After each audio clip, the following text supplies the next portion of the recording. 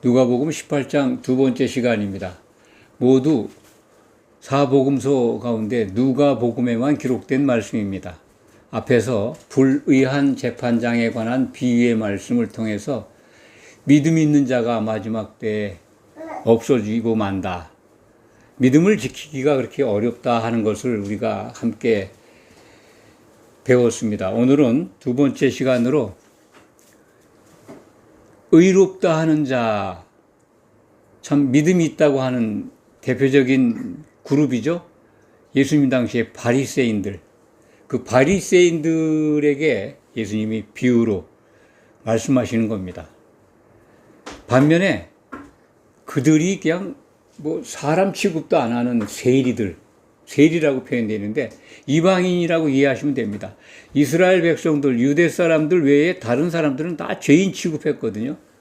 그 중에 이제 천한 직업을 가진 세무쟁이들, 세리죠. 그걸 이제 죄인으로 취급을 하고 있었고 멸시를 했죠. 정말 사람을 멸시를 했습니다. 바리새인들이. 믿음이 있다는 사람들이. 그런데 예수님이 오셔서 정말 사람은 사랑할 대상이다. 귀한 존재다.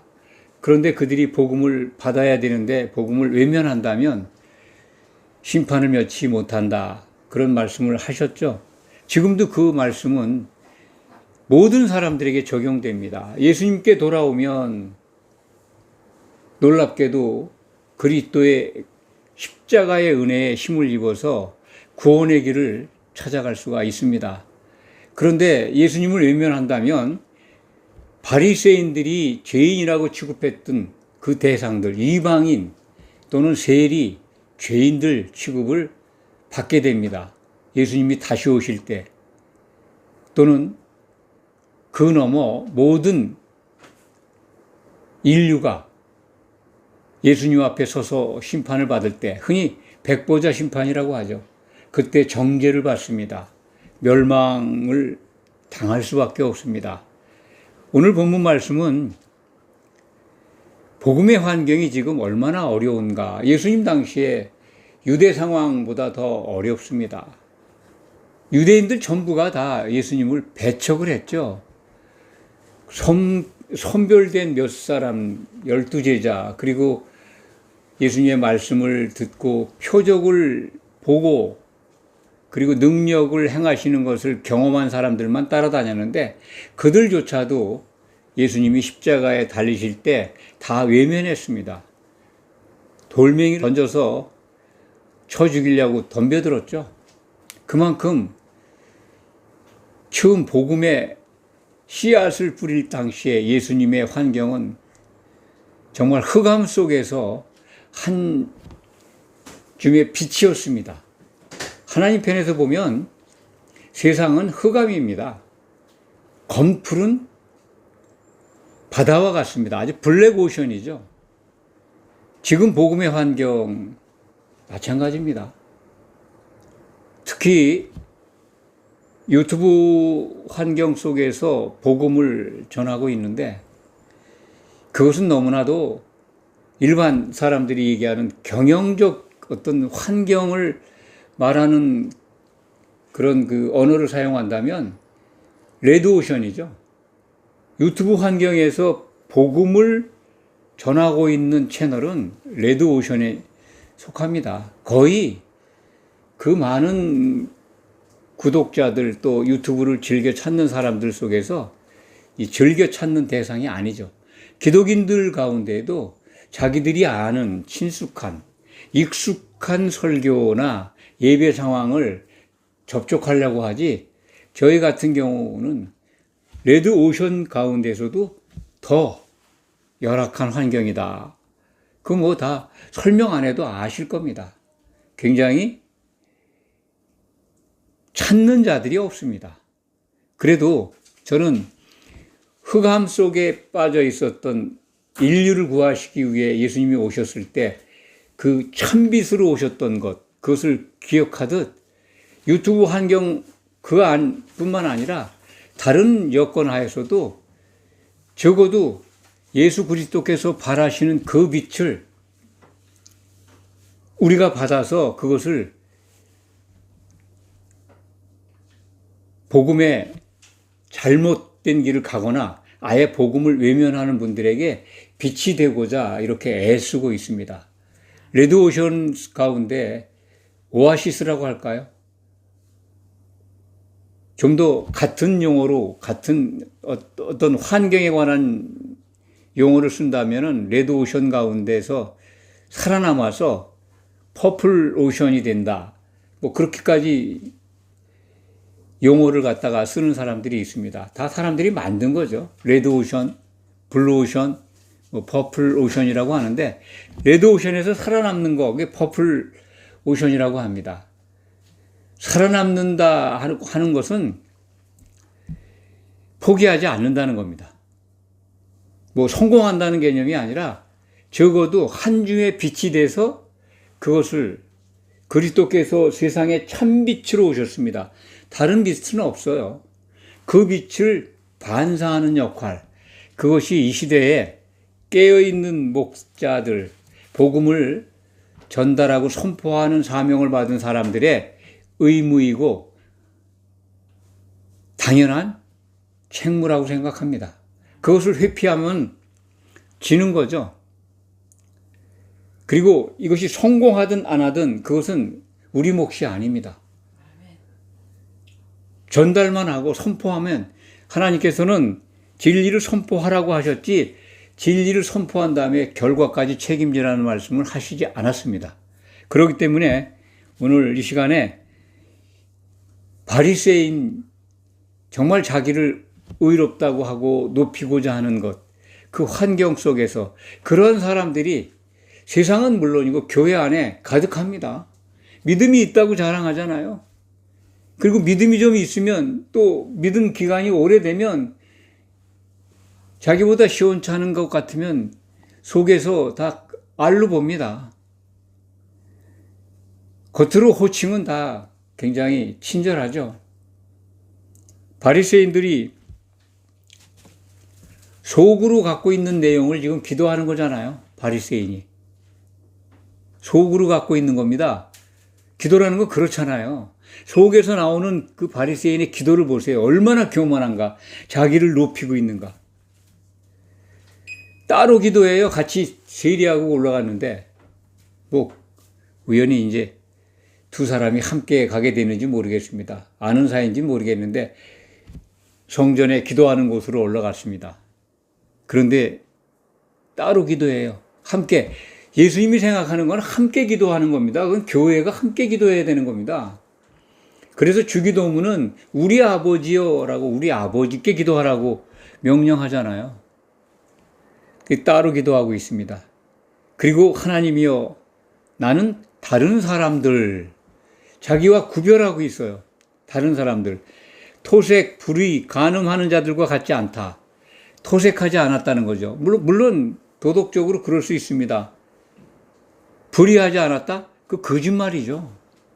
의로운 자가 없습니다. 율법을 대충 지키는 것, 행위적으로 그걸 가지고 의롭다라고 자칭 생각하고 있는 것, 그거만큼 천하에 교만한 게 없죠. 의로운 자는, 사람으로서 의로운 자는 이 세상에 의롭다고 확정되신 분은 예수님 뿐입니다. 그분 안에서 우리가 의로워지는 거지 다른 길이 없습니다.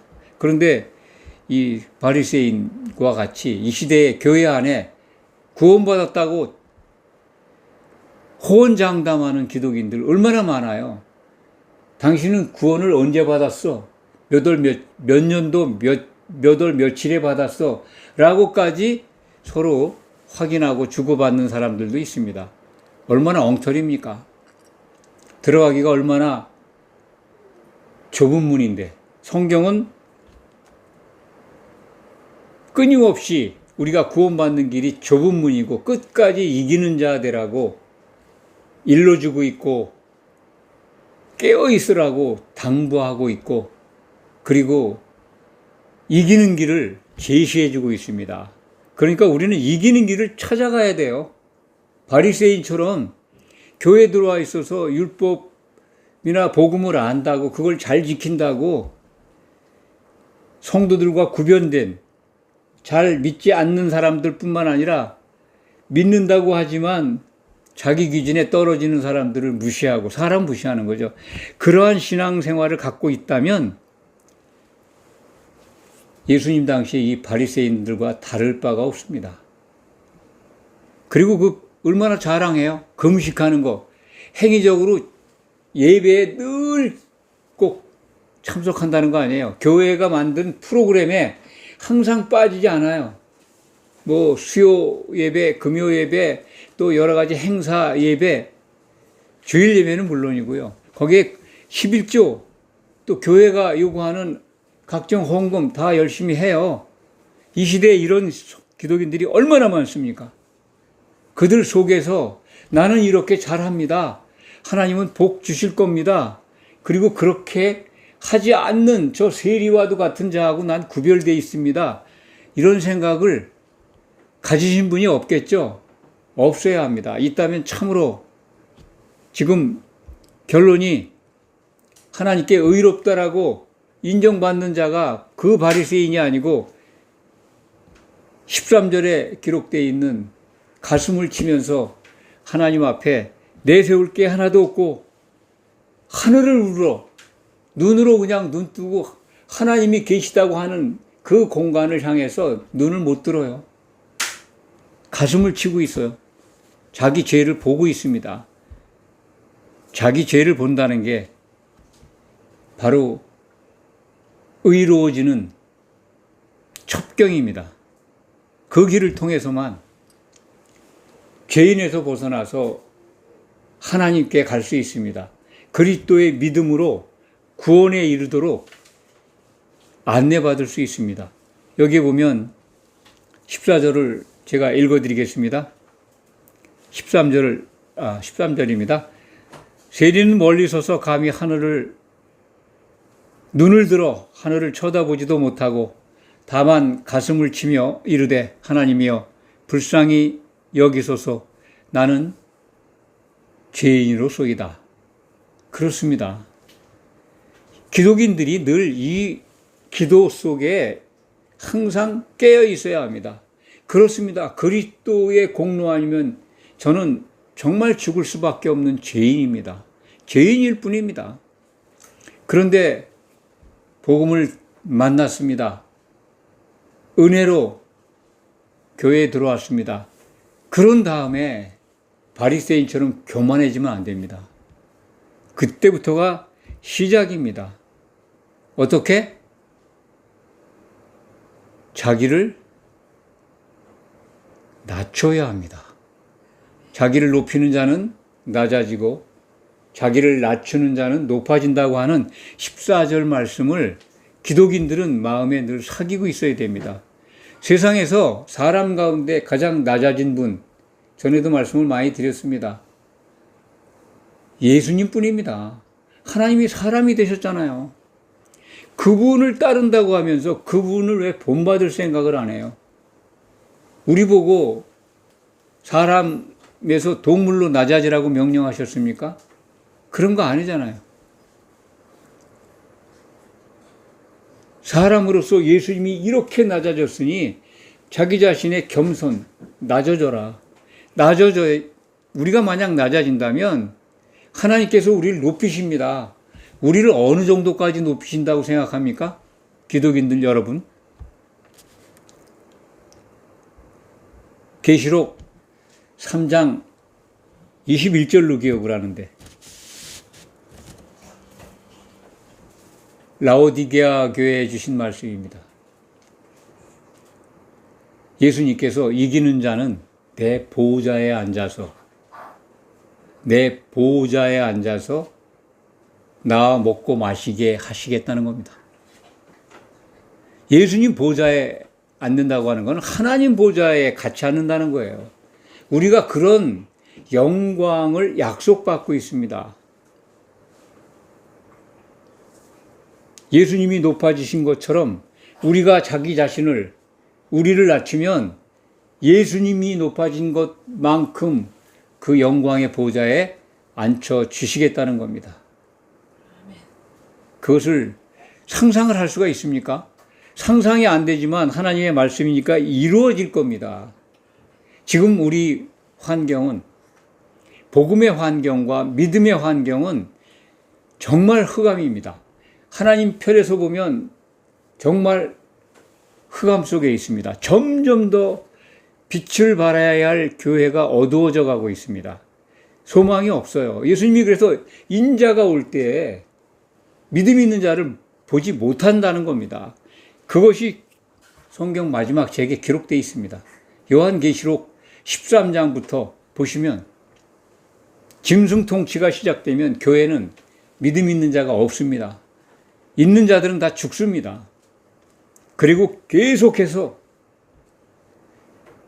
타락한 교회는 예수님 올 때쯤 되면 교회 안에 우리의 원수 대적이 좌정해요. 교회 안에 그들의 소굴이 되어버립니다. 마귀와 그의 더러운 영들이 교회를 차지하게 됩니다. 그 지경이 됩니다. 그때서야 이제 세상의 마지막이 오는데 그러한 환경이 얼마 남지 않았습니다. 흑암 속에, 레드오션 속에서 그래도 우리는 끝까지 한 주의 빛이 되어서 예수님께서 세상을 향해 빛을 발하라 하신 명령을 따라야 합니다. 그것을 위해서 오늘도 여러 깨어있는 기독인들, 성도님들이 애쓰고 있는 줄 압니다. 그 모든 분들에게 격려와 위로의 말씀을 보냅니다. 기도하겠습니다.